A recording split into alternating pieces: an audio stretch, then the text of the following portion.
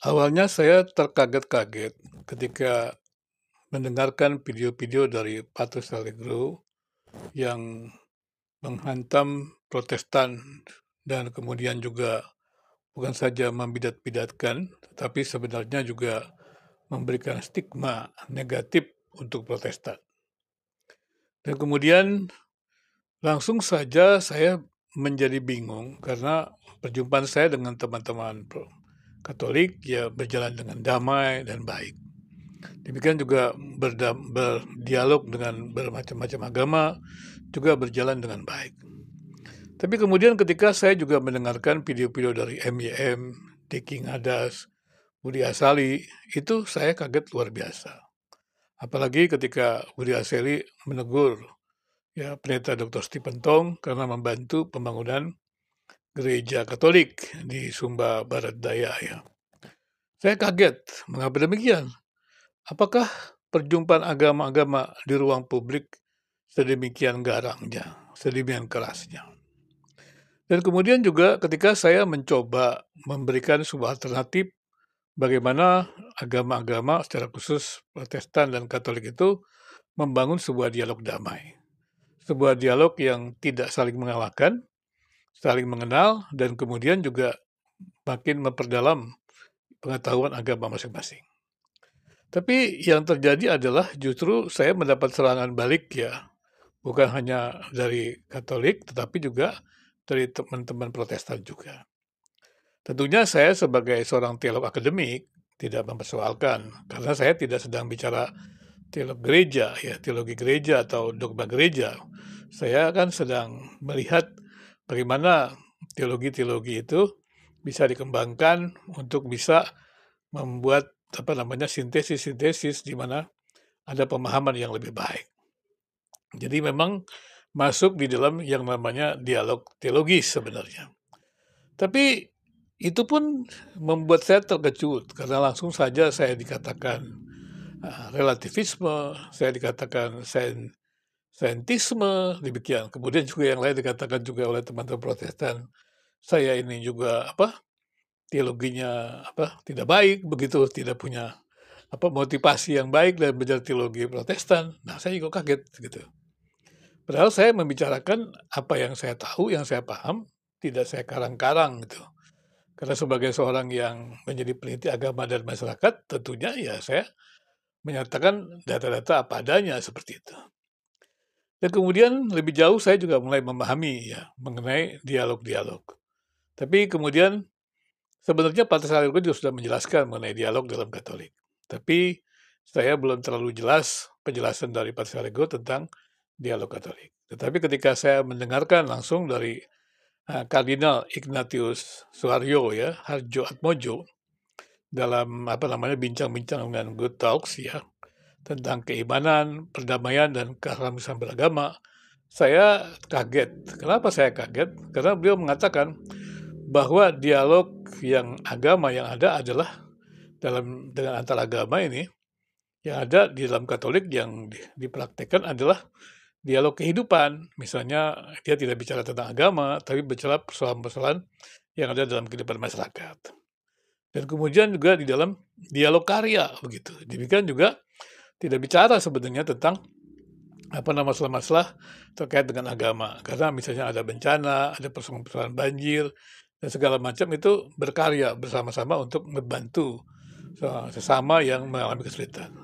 Jadi yang ditonjolkan adalah dialog kehidupan, ya dialog karya. Dan kemudian ketika menyentuh dialog teologis, ya, beliau mengatakan belum pernah bertemu.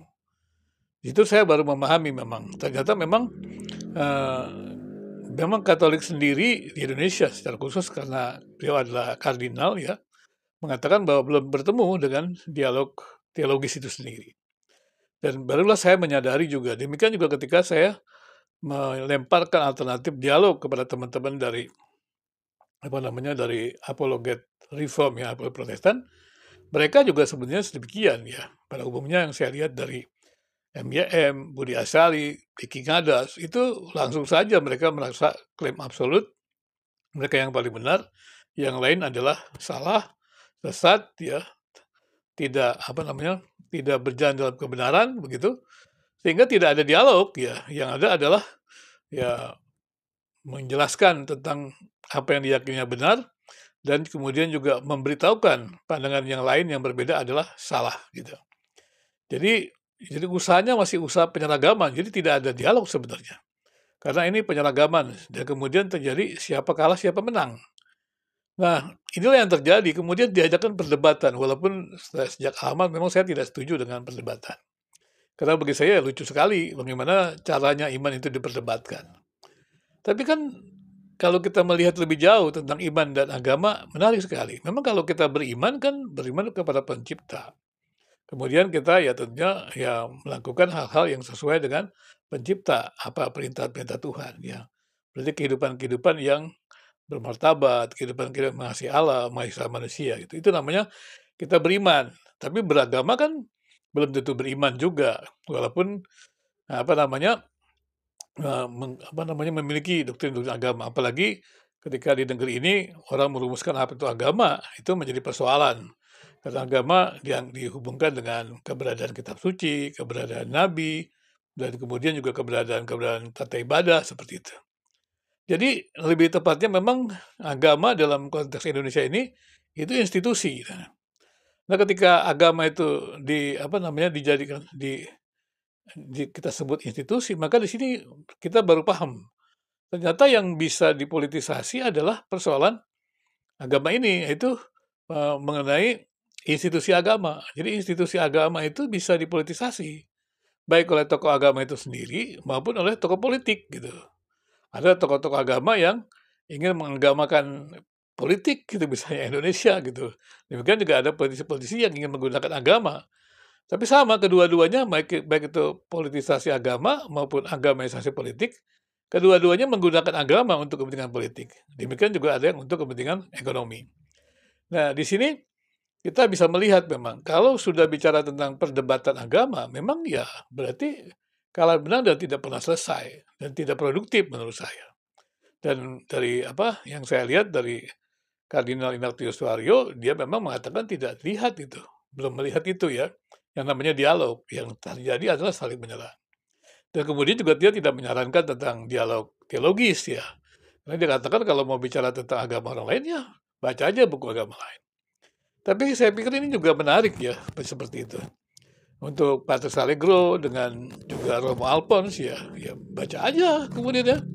Buku-buku agama lain dia bisa saja ya, dikutip, kemudian tidak perlu harus diinterpretasikan dalam perspektif Katolik. Demikian juga MIM, di King Hadas, di Kemuliasari tidak baca aja buku-buku Katolik yang dikatakan oleh Pater Allegro gitu. Ada katekismusnya Katolik, dibaca saja, tapi tidak perlu mencari-cari kesalahan untuk menyerang Katolik. Jadi kalau memang ya kita semua beriman ya termasuk apologet Katolik dengan apologet Protestan, mestinya kan kita menghadirkan penghormatan terhadap yang berbeda agama. Jadi kita harus saling menghormati ya. Saya juga mungkin harus belajar juga saling menghormati walaupun saya pertama kaget karena dituduh dulu, bukan ditanya tapi dituduh.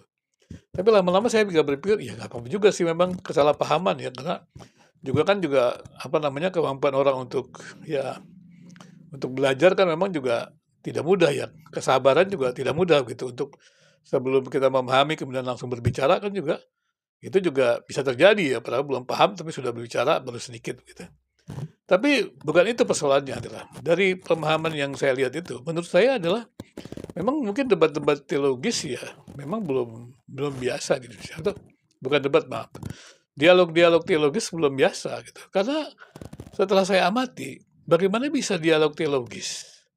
Karena kalau Katolik itu merasa dia absolut, doktrinnya Katolik absolut, doktrinnya Reform itu absolut, doktrinnya Protestan sih sebenarnya juga nggak absolut sih ya, karena Protestantisme kan nggak begitu gitu ya. Tapi ini kan Protestan itu beragam gitu, kan tidak ada yang absolut. Kalau saya memahami doktrin Protestantisme tidak ada yang absolut, doktrin dogma.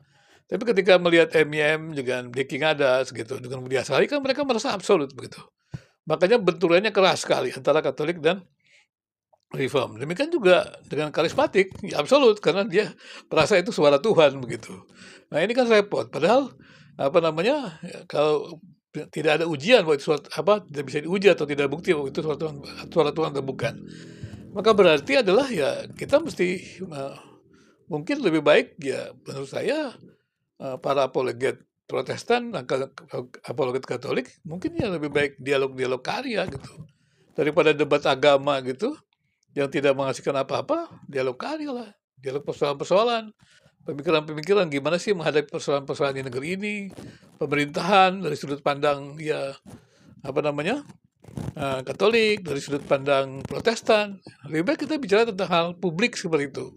Bagaimana kemudian mendorong pemerintah untuk bisa menghadirkan ke hadapan publik gitu. Nah ini kan penting sekali. Aturan-aturan kita lihat kan ada debat-debat agama, apologet agama yang menistakan agama. Berarti kan ruang publik ini menjadi tidak beradab. Nah bagaimana kita yang mengatakan beriman ini, cobalah kita menciptakan ruang publik yang beradab. Sehingga tidak lagi terjadi orang dinistakan, ditangkap karena agama, dipenjara karena agama. Itu kan sesuatu yang sebenarnya tidak perlu lah ya, karena agama itu kan harusnya menghadirkan sesuatu yang baik di ruang publik. Jadi demikian menurut saya ya, saya setuju juga nih. Sebaiknya teman-teman apologet Katolik dan apologet Protestan mulai saja mengganti tema dialognya. Jangan dialog tentang teologis, dialog aja tentang bagaimana kita berkarya bersama untuk Indonesia ini, bagaimana kita berkarya bersama ya untuk kehidupan bersama kita seperti itu, untuk meningkatkan ya kualitas kehidupan bersama kita atau kehadapan publik.